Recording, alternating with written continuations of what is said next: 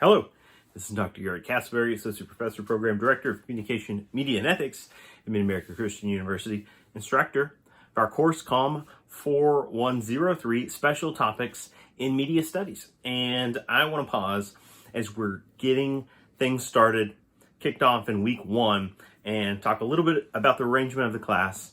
Yes, I know I've already talked about sort of our focus, our context, some of the texts that we'll be using, and offered us a rationale, a justification for the direction of the course. But I want to talk specifically about an aspect of how we'll do weekly work in the class and hopefully build up our confidence about that. And so one of the things I want to note right off the bat is that we do have a great number of people in here that are simply executing an upper level elective or an elective, a humanities elective, as part of their degree completion. And so the first thing I would note is thank you for joining us. I'm glad you're a part of this course. Hopefully it's going to be a great course experience.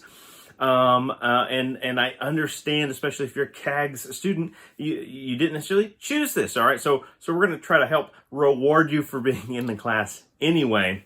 For those that are comm majors, you understand the rhythm of the course because a lot of our courses are built in similar fashions. However, it's important to always recognize this might be the first time we've encountered an online class of this sort. So already I've received a couple of email inquiries from students in the class asking about video discussion and just trying to get some clarification on this, and that's exactly what I want to provide. So that's the topic of this quick video announcement. So each week on the news feed, I will provide a pre-recorded video prompt for us, all right? And so it's part of a strategy. In other words, there's a deliberate direction to the questions and the way we go through them each week, and in a way that's meant to tie into course themes in some form or fashion. And so we have what that looks like in execution form for you all is I record and post that video prompt in the newsfeed, and then you will record a video response, all right? So you would have that video task, and we'll keep it simple, right? We don't get overburdened if public speaking or media production is not your thing, not your area. That's okay. All right. We don't want to limit that. We want to empower people in here.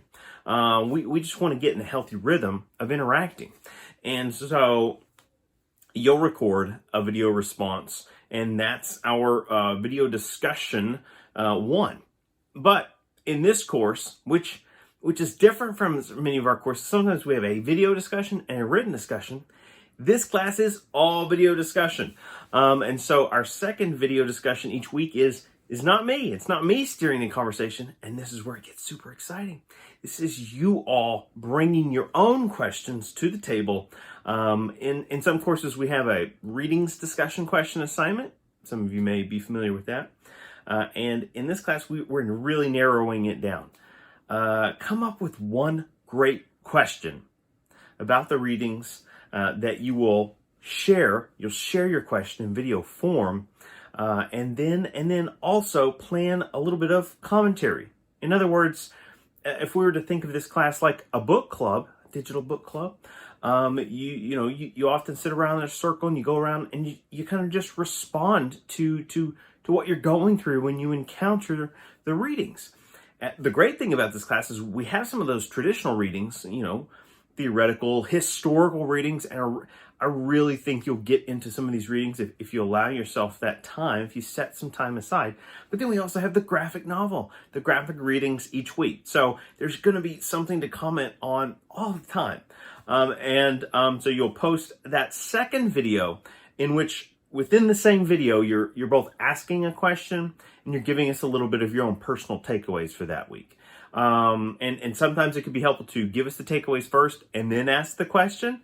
Or if it's hard to remember the question, if you haven't written it down, maybe ask it first and then go into your commentary. But either way, it's part of the same video. All right. So we don't get confused. Now, so that's 2 videos you're making every week. Brief, right? You don't have to, you can go long. I love a long tape. take. I love a deep cut, but you don't have to. Don't feel pressured to do that for those of you with less experience and less comfortable in that space. But here is the catch. We want it to be interactive, and look at the gradebook. Like, recognize these discussions, they're worth more than they normally are in a regular class. Okay, so more points are on the board for our interaction. The majority of it, about 2/3 of the grade, is toward your video, and we can say about 1/3 of the grade is about, are you, after we post our video, are we engaging with one another's through written responses. So there is a little bit of that written response, but we're responding to each other's videos. So it's different. So you respond with the video in video discussion 1. In video discussion 2, you respond each of them you respond with the video, but then follow-up comments, right? After the video post. Peer comments, the peer review comments are typed because they're unfolding in a discussion forum space. This is going to be a really unique opportunity. I hope you appreciate in looking over the course in advance that we've really scaled back the level of assignments. It's very minimal. We have a weekly journal every week, and then we have a midterm, and then a final. And then they're both kind of written projects. And really the journal is a little bit of just your note takings, your questions, your scribblings. There's not a uniform way to kind of execute that, right? It's just a way of you participating through that mode of expression. And then our discussion takes up a whole lot of space because we're trying to stress and place value on those key readings, not just the ones that you all acquired for the course, those primary texts, and thank you very much.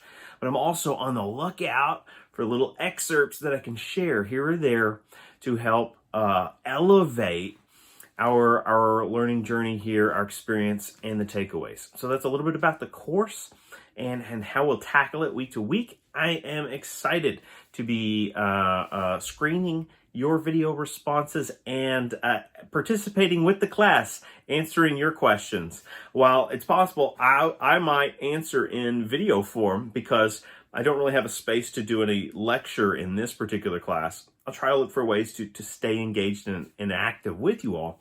But your responses in that video discussion too, after your initial video post, are intended to be written in nature. All right, let's get to it. Let's get to reading and come up with some great ideas, ways to talk about the texts. You don't have to master every reading. You don't have to understand everything about every reading. In fact, sometimes your questions that arise as you're reading, that's a great question to then potentially ask for your prompt each week. Thank you so much